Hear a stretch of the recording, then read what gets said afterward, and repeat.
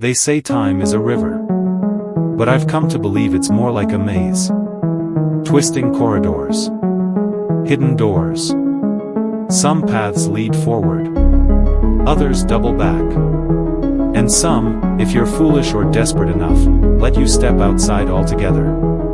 I should know. I did it once. And I still hear the ticking. I was born in Hollows Bend. A town stitched into the folds of fog and memory. People here walk slowly. They speak in half sentences. And they look away when you ask too many questions. It's the kind of place that remembers, and forgets, at the same time. I ran a clock shop on Willow Street. Everhard timepieces. Family trade. My great-grandfather built the bell tower, and the gear inside still bears his initials. Clocks were our blood. But time? Time was never ours to command. Not really. Still, I tried. Elise was sunlight. The kind of woman who made books smell better just by holding them. We met under the cracked archway near the blacksmith's. I was adjusting the town sundial. She thought I was vandalizing it. That's how our story began, misunderstanding, laughter, and a deep, unsettling sense that we'd done this before.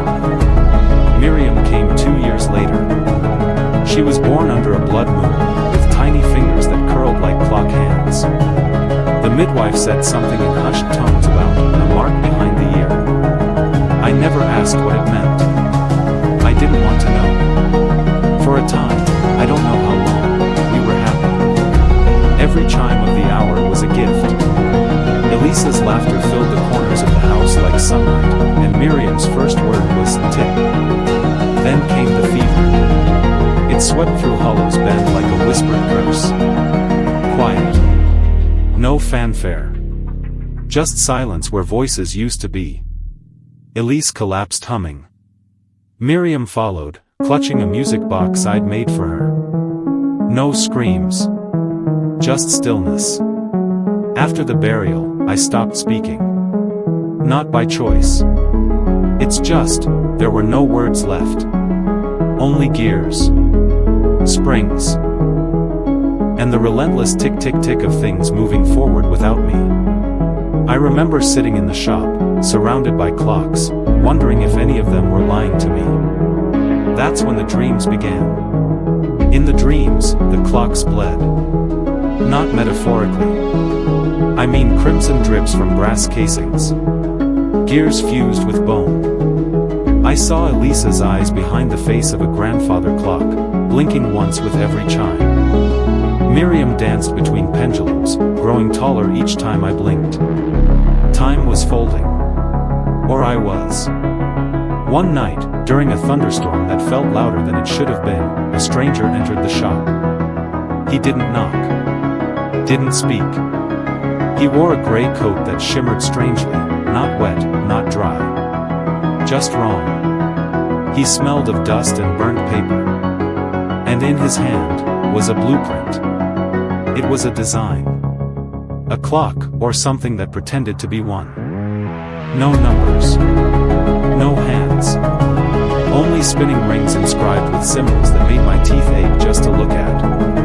I blinked once. He was gone. The blueprint remained.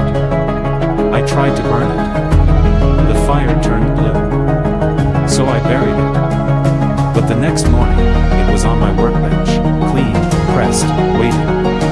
I don't remember deciding to build it. Only that my hands were already moving. They called it the Requiem. A name I didn't choose, but that whispered itself to me. I scavenged brass that hummed when touched. Found gears in places that shouldn't exist, beneath floorboards that had no cellar. I etched symbols in silver using ink that shimmered and refused to dry. The deeper I built, the stranger the world became. Mirrors cracked when I passed. My shadow sometimes moved out of rhythm. Even my heartbeat began to sync with the ticking. I could no longer tell whether I was crafting the Requiem, or it was remaking me. I spoke aloud once, just once, and my voice came back in Elisa's tone. Still. I couldn't stop. The final piece was a key, carved from bone. I don't know whose. The moment I turned it, all clocks in my shop stopped.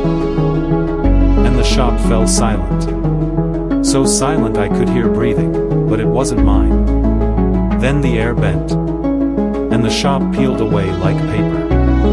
I stepped through, and the world greeted me like a dream I'd forgotten. The town was as it was. Elise was alive. Miriam ran through the garden with dirt under her nails and stars in her eyes.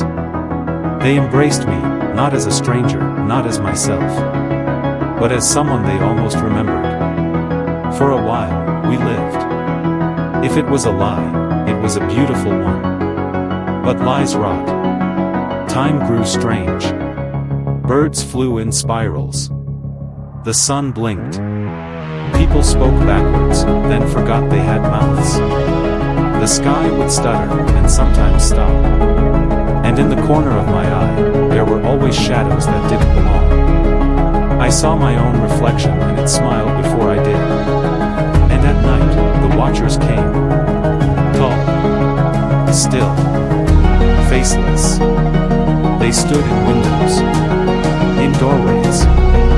Once, I found one sitting in Miriam's room, slowly turning her music box.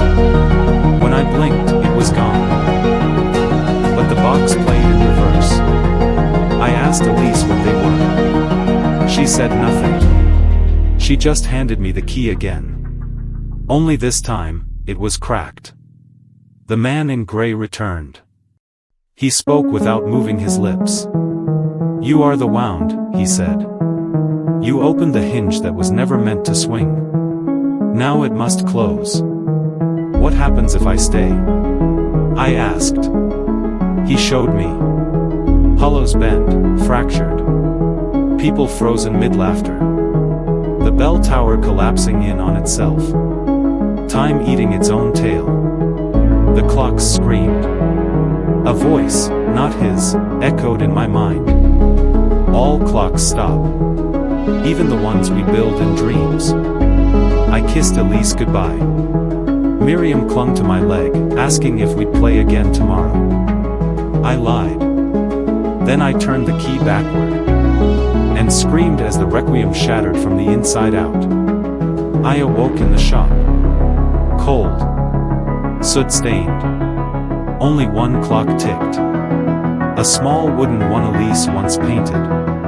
Its hands moved slowly, reluctantly, like they weren't sure they wanted to try again. I walked outside. The world was intact, but not untouched. Some buildings leaned a little wrong. Some people stuttered mid-step, as if reality forgot them for a heartbeat. And the sky never looked quite the same shade again. I don't think time ever fully forgave me.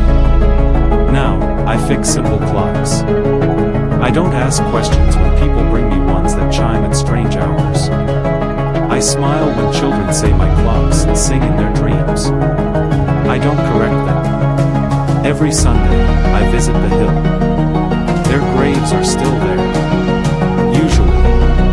Sometimes, at midnight, I hear the requiems ticking in my walls. Sometimes I see the man in gray reflected in windows that shouldn't hold reflections.